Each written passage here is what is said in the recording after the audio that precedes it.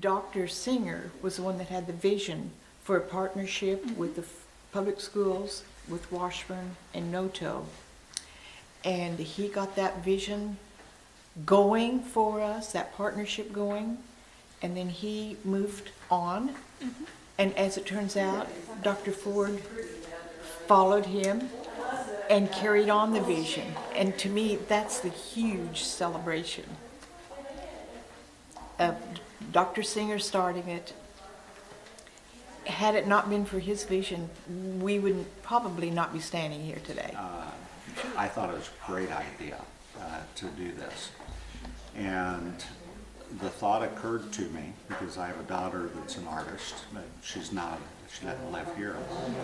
What would cause an artist to have the courage to start a center over here, being the very first one? And invest a lot of money, of their own money, to start something.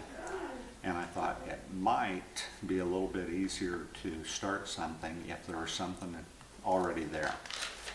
And if what was already there was connected with the schools, that might even be better, because that might give them a little bit more courage that, well, if Topeka Public Schools was there, that'd be good. And so Jerry Farley was standing there from the university.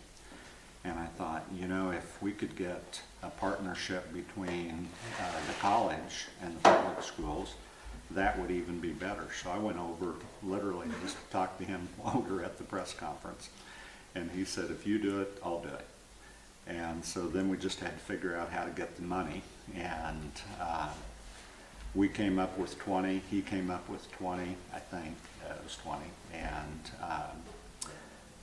Visioning came up with 20. So our initial budget was $60,000 to rent the building and renovate it, and also for programming for the year.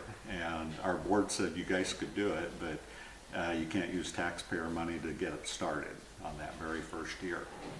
And we actually were not, as I recall, the very first center. We were hoping to be the first. But there was actually an artist that beat us to the punch that opened one before we did. But we were the first community center that opened up then. And then these guys took it from there, because shortly after that, I moved. And so then they built it up to what it is now.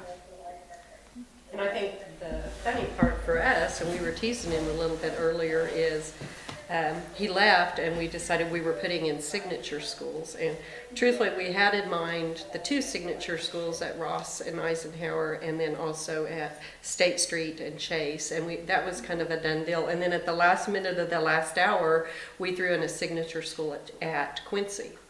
And because of the NOTO and because of the connection there, Tammy, who really got a lot put on her plate, she led 3 different signature committees to kind of figure out what was going to happen year 1, year 2, year 3, because we couldn't do it all at once.